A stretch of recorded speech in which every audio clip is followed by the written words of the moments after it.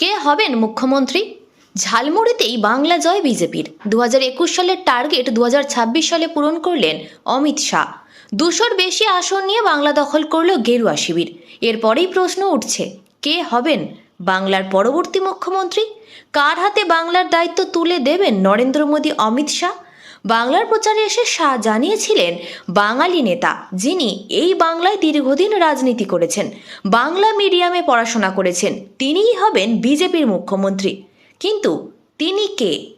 মমতা ব্যানার্জি এখন প্রাক্তন মুখ্যমন্ত্রী। ভবানীপুরেও হেরে গেছেন তিনি। এই নিয়ে দ্বিতীয়বার তৃণমূল সুপ্রিমোকে হারালেন শুভেন্দু অধিকারী। 2021 সালে নন্দীগ্রামে মমতা ব্যানার্জিকে হারানোর পর 2026 সালে ভবানীপুরেও তাকে হারালেন শিশির পুত্র। এরপরেই জল্পনা চলছে, বাংলা মিডিয়ামে পড়াশোনা করা শুভেন্দু অধিকারী কি হবে বাংলার পরবর্তী মুখ্যমন্ত্রী, নাকি পুরনো দিনের সৈনিক আরএসএস ঘনিষ্ঠ বঙ্গ বিজেপির রাজ্য সভাপতি শ্রমিক ভট্টাচার্যের হাতেই বাংলার সিংহাসন তুলে দেওয়া হবে? জল্পনার মধ্যে অনেক মহিলা নামও রয়েছে। বিশ্লেষকরা বলছেন, অতীতে সাংসদ হয়েছেন, নরেন্দ্র মোদী চেনেন এমন কোনো মহিলা নেত্রীর হাতেও আসতে পারে মুখ্যমন্ত্রীর পদ।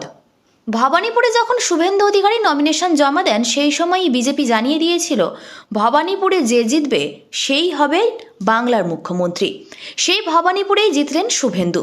অমিত শাহর বন্ধু নরেন্দ্র মোদীর আস্থাভাজন শুভেন্দুই যে মুখ্যমন্ত্রী পদের দৌড়ে সব থেকে এগিয়ে, তা মেনে নিচ্ছেন অধিকাংশ রাজনৈতিক বিশ্লেষকরা। এছাড়াও আরও বেশ কয়েকটি কারণ রয়েছে শুভেন্দু অধিকারীর পক্ষে। প্রথমত, তিনি কঠিন সময়েও বিজেপির হয়ে লড়াই চালিয়েছেন। 2021 সালের নির্বাচনের পরে বিজেপির নেতৃত্ব দেওয়া মোটেও সহজ কাজ ছিল না।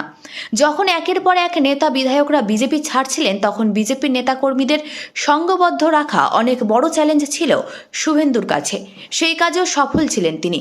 বিরোধী দলনেতা হিসেবে 5 বছর বিধানসভার ভিতরেও দাপট দেখিয়েছেন শুভেন্দু।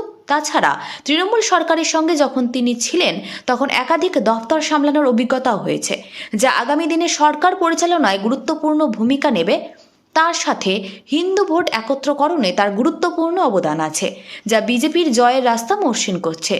এই সব গুণ থাকা সত্ত্বেও শুভেন্দুর একমাত্র বাধা তৃণমূল দাগ, কারণ তিনি বিজেপিতে আছেন মোটের উপর বছর 6 হয়।